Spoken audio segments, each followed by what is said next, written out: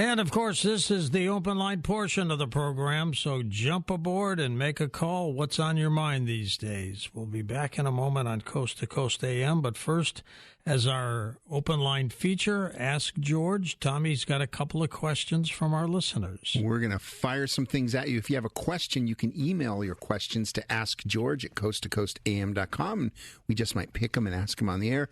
George, Yolanda in Austin, Texas, what do you consider the perfect day off? The perfect day off? Doing nothing. Absolutely nothing, right? Just puttering around, doing some things with your friends and family and stuff like that. Are you one of those guys that gardens and just... No, I'm not a gardener. I've never been one of those. Okay. Gary in San Francisco, after years of hosting Coast to Coast, does anything surprise you?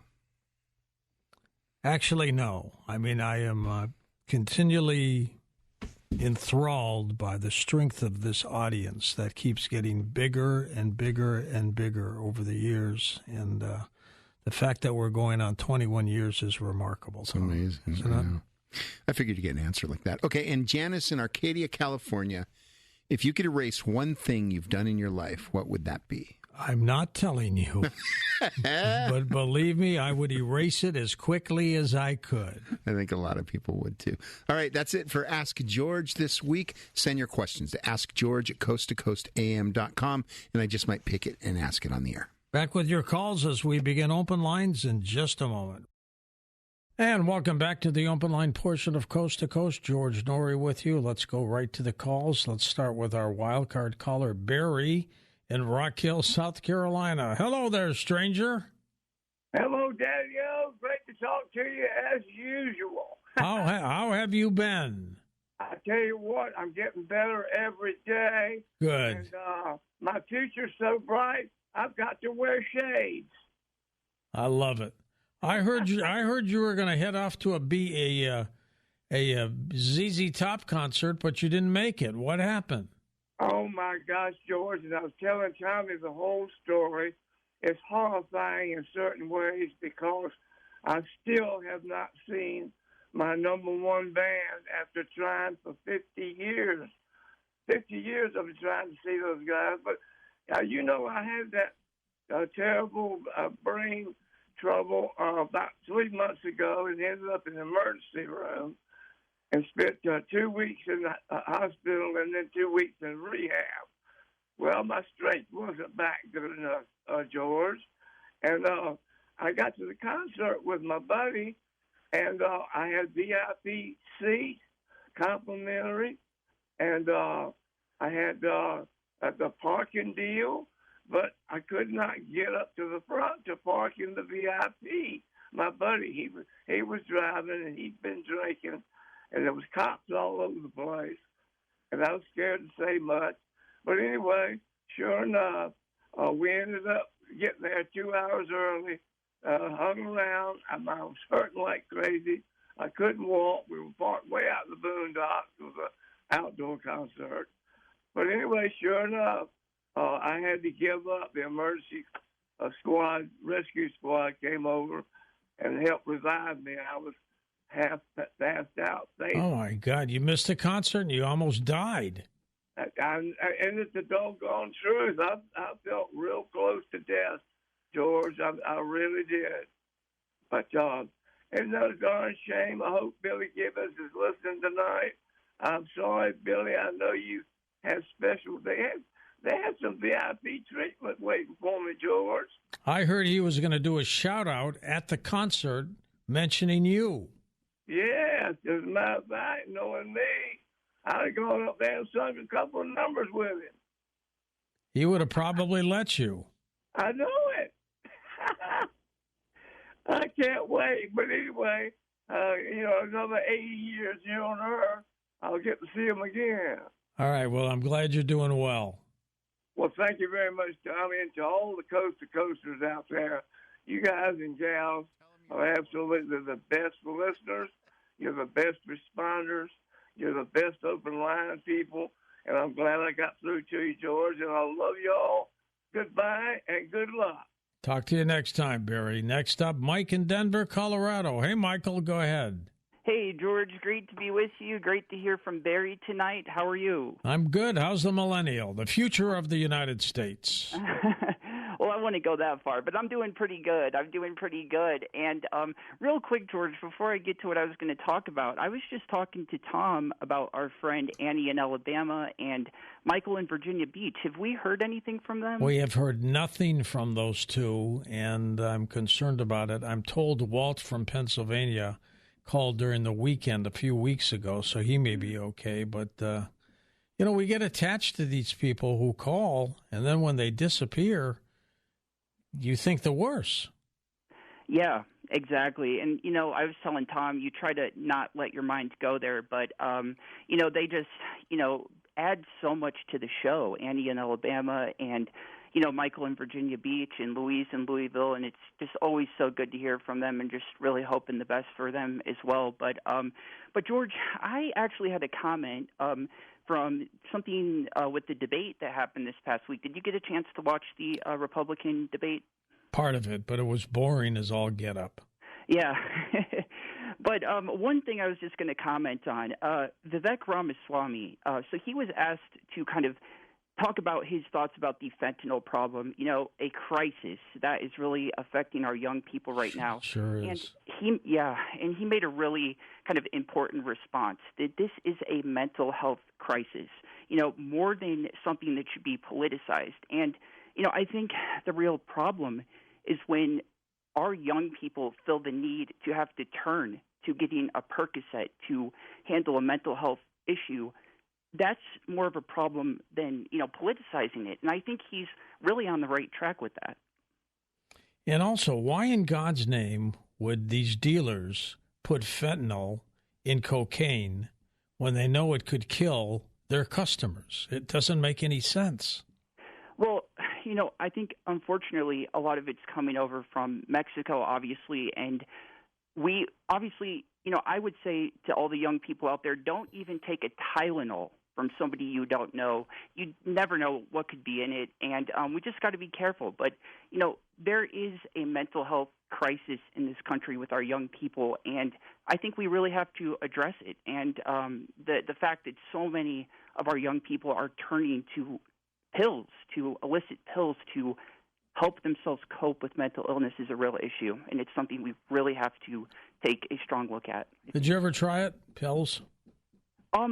When I was a kid, I was on Ritalin for ADHD, but but that was prescribed for you, right? Yeah, exactly. But it was a very short period of time, and I think we have an overprescribing problem in this country. I think too many doctors, are making money from over-prescribing kids, and, you've had so many guests on that have talked about that too, but, it's an issue, George.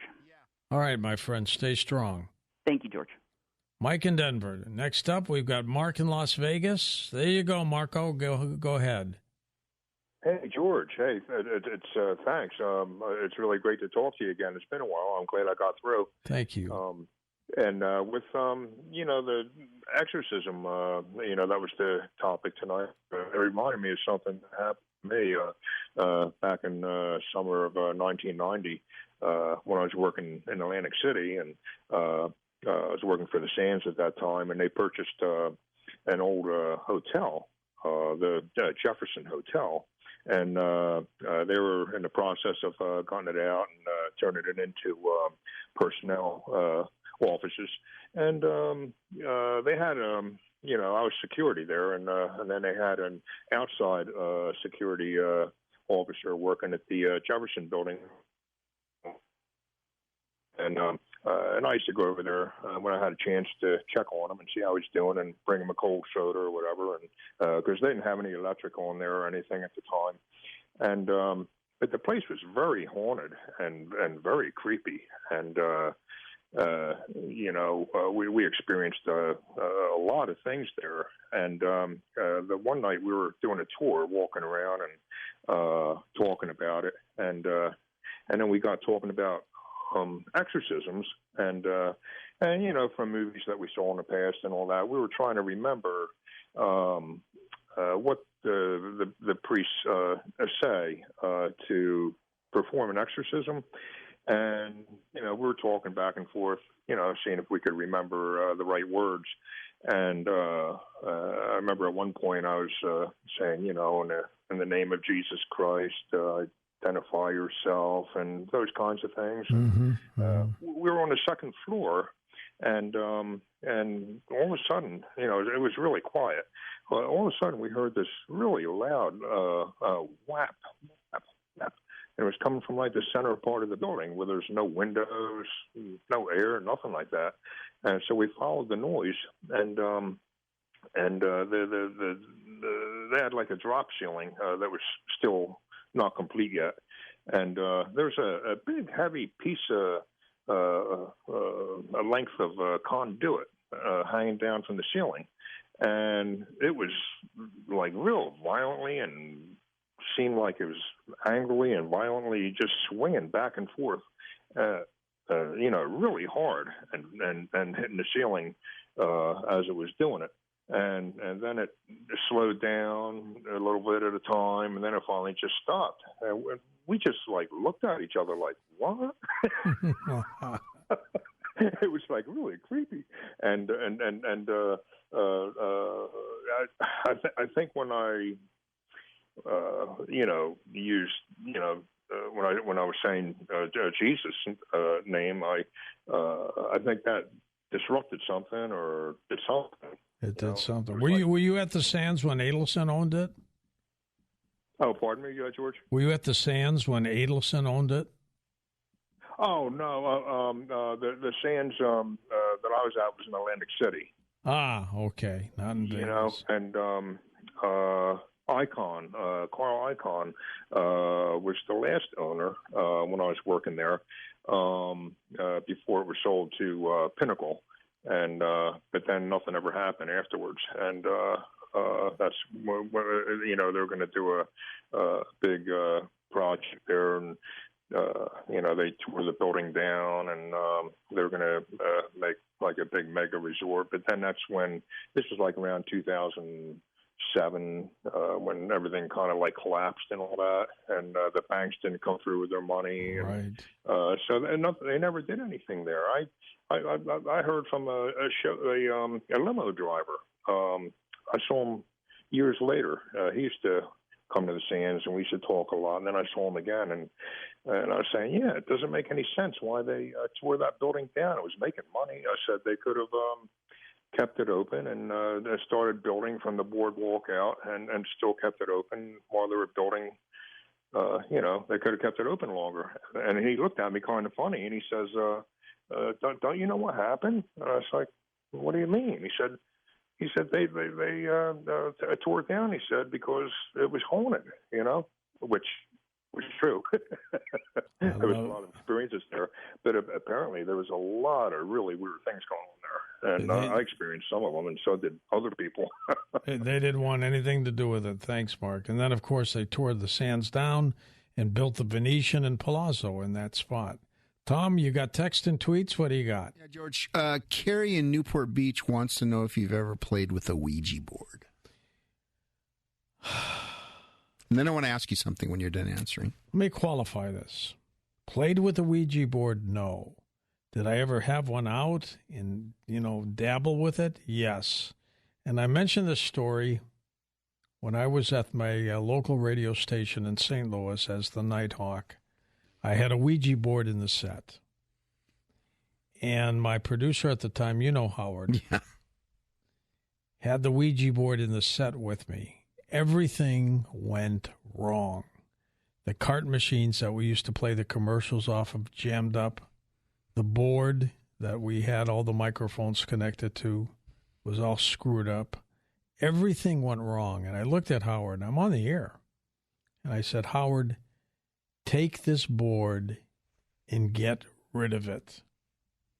I may have said a few other words. So he took the board and he left. He came back. I went to a commercial. Everything started working again. Cart machines, the board, everything was fine once that Ouija board was out of there.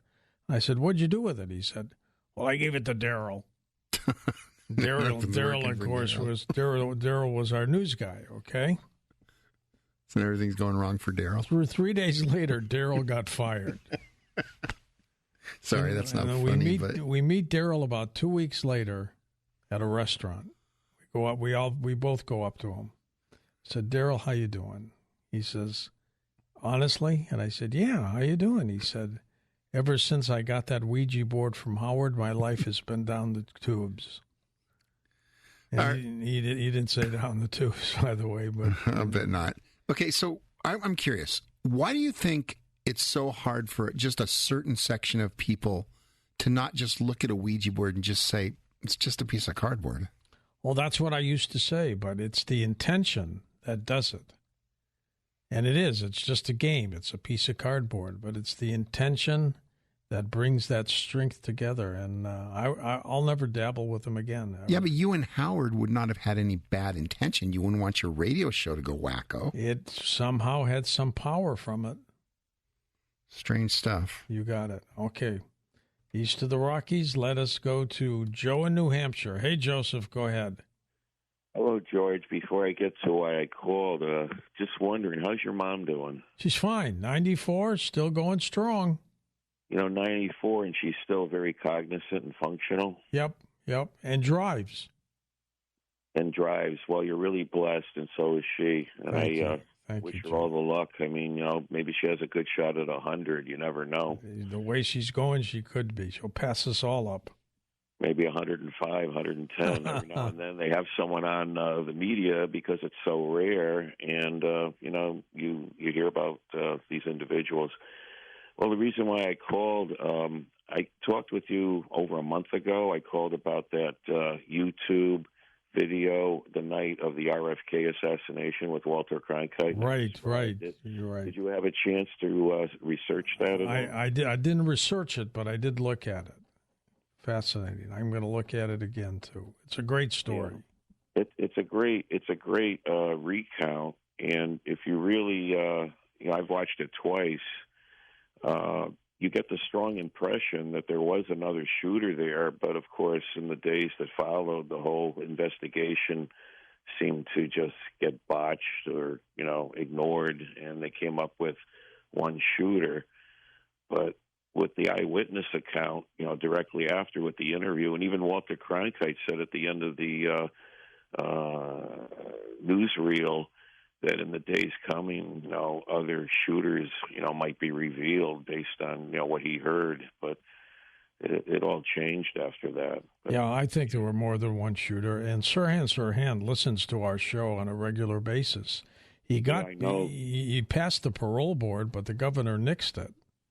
Yeah, he's still in jail. It sounds to me like he was there and he was shooting and he shot a lot of different people.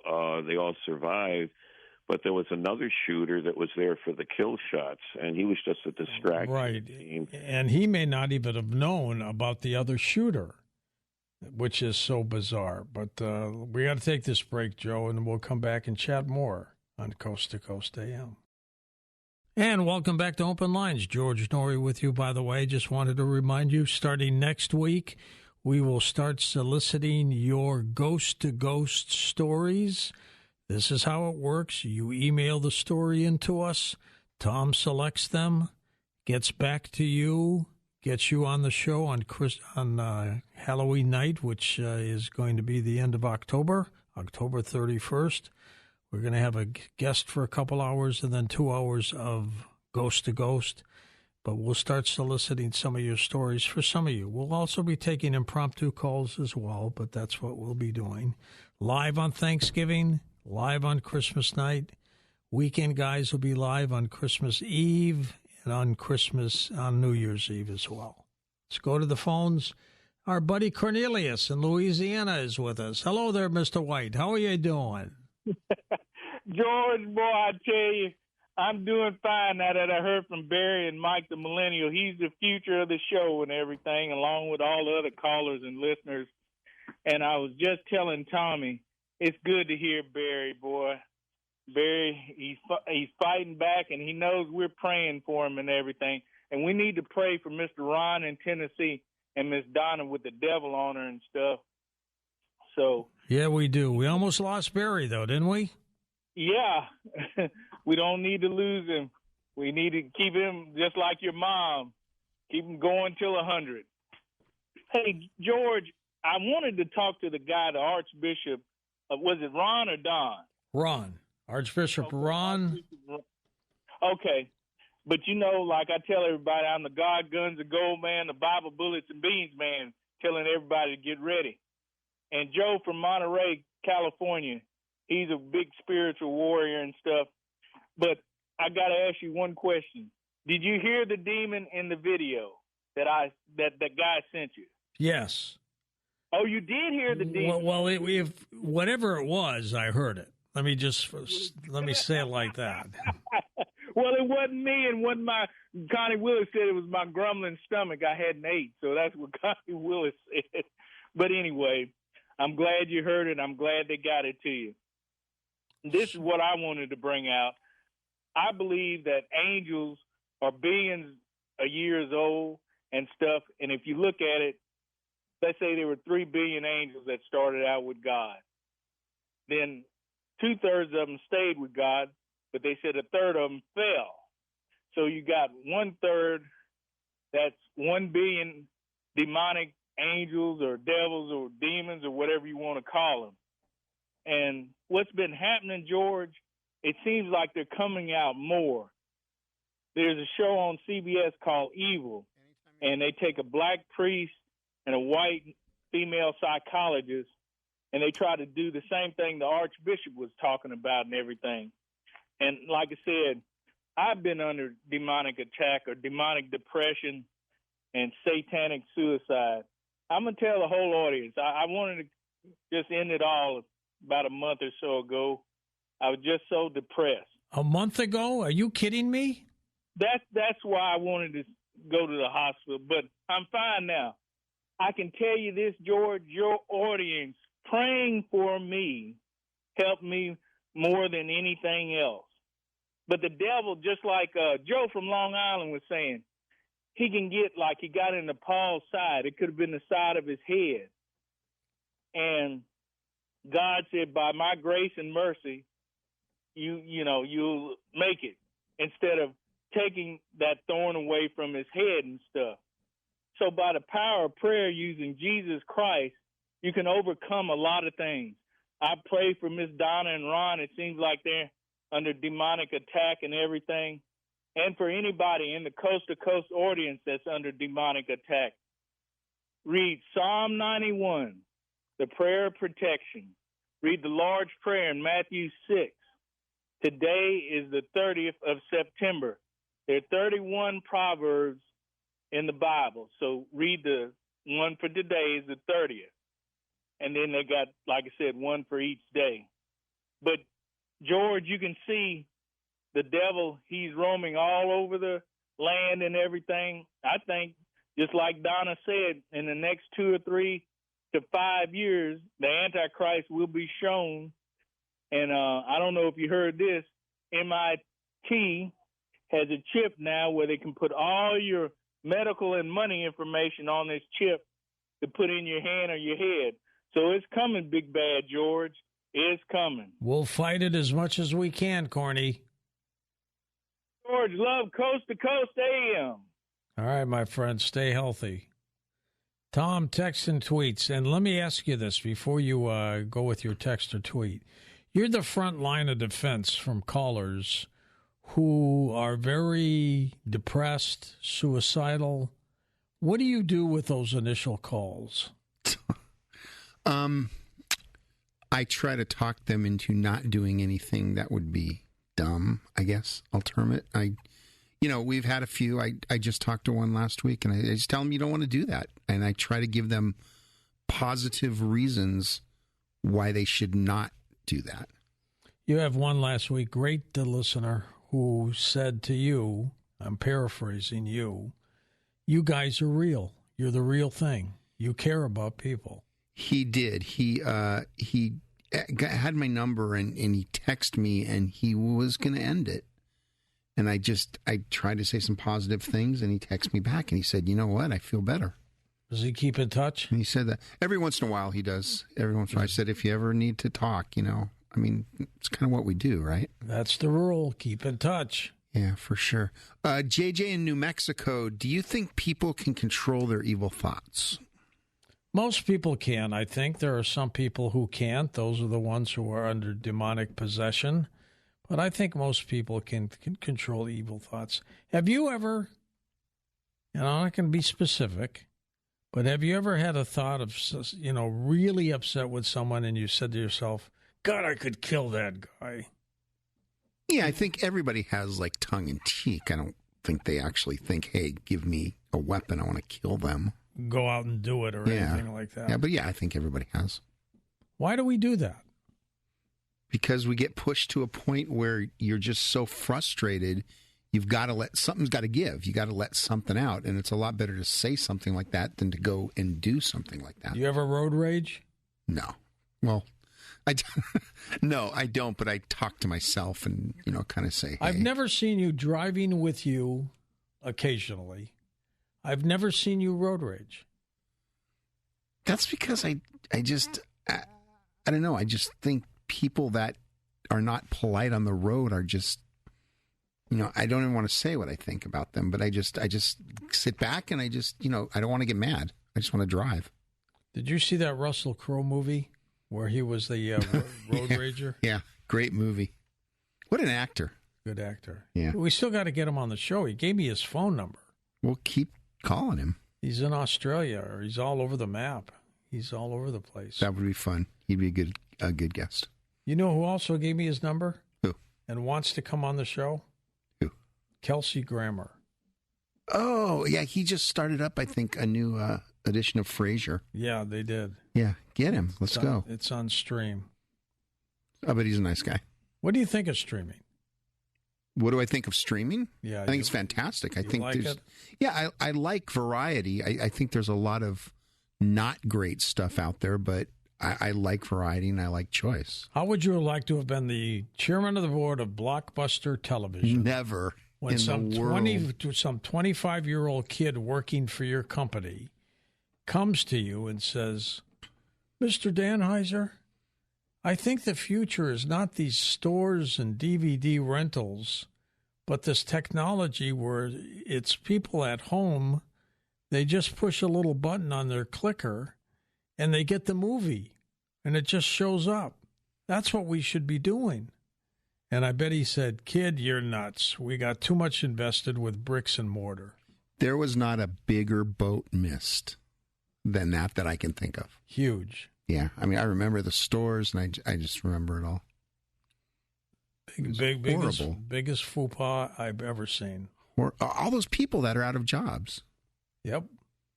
Horrible. Back to the phones. Let's go to our buddy Jeremy in North Dakota. Hello there. Hello, George. I have a couple things I want to mention. All right. On October 5th this year, I have a appointment scheduled with a neuropsychologist to be reevaluated for my competency. And my first question is, can we still have a prayer chain that will ask God to grant me my rights back?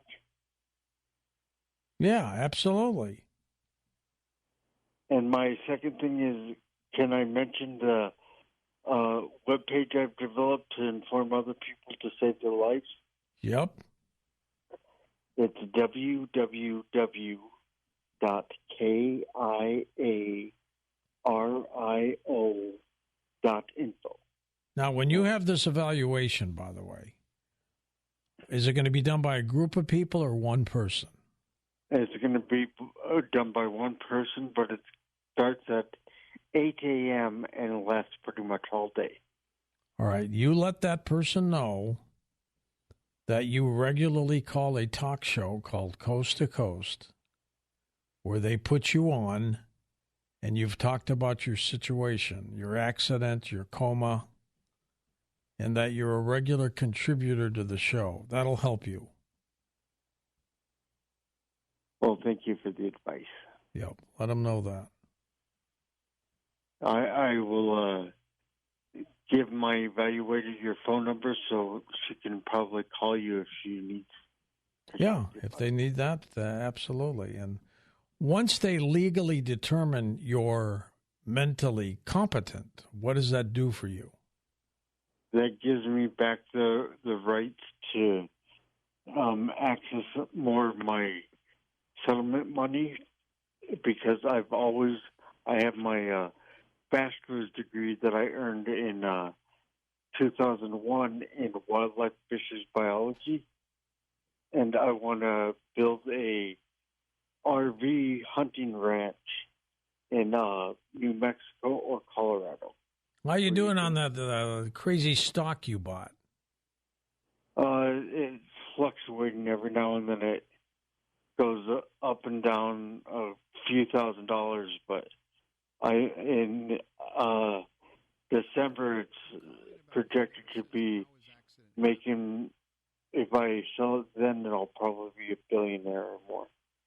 Jeremy, I got an email once from somebody who wanted to know how your accident occurred. Why don't you just tell us that one more time? Okay. On December 8, 2003, I was driving my Kia Rio up an icy hill. Where? A pickup started to slide down the hill at me. Where were you, in North Dakota? I was just northeast of Midwest Wyoming. Okay. And the Ford slid clear across my lane, hit my Kia Rio, head onto my shoulder at about 25 miles an hour. All right. The airbag and the seatbelt in my Kia Rio did not work at all. Immediately, I was in a coma for 2.5 months. When I woke up from the coma, they told me I broke both femurs, shattered both kneecaps, broke a foot, almost got my left pinky cut off, and injured my little brain. And did you have a passenger with you? Nope, I didn't have a passenger with me. You're all by yourself. The doctor's best projections for me was that I was going to be a human vegetable the rest of my life, and I had a truncated lifespan of, at the most, 32. And I am now, on August 9th, 2023, I turned 48, and I am far from human vegetable. You're still going strong, and you're getting better and better. I am healing at God's pace. How are your motor skills? Are you walking with a walker or a cane or anything like that? I have a four-wheeled rollator that I use to walk around my house, and I feel confident that I could walk on my own if I had to, but it's nice to have those two handles in front of me to make sure I don't trip and fall. What do you look like? Do you have a beard or anything like that? I have a goatee. That's it? Yep. When I take my showers, I shave in the shower, and I do that without a mirror, and I think I do pretty good. Short hair, long hair? I'm going bald. All right, I'm trying to picture you. Oh, you know what I'll do? I will email you and Tom a video I've made of pictures of me in the last few years with some back. All right, and give out your website one more time. The web address is www.kiario.info. And that KIARIO stands for No Information Accurately. Rec Initiated Outlet. All right, you stay healthy, my friend. We're going to come back with more open lines in just a moment here on Coast to Coast AM. Tom's got another text or tweet that we'll do when we come back as well. Later in the program, Barbara Lamb joins us to talk about some UFO activity, but we've got more open lines next.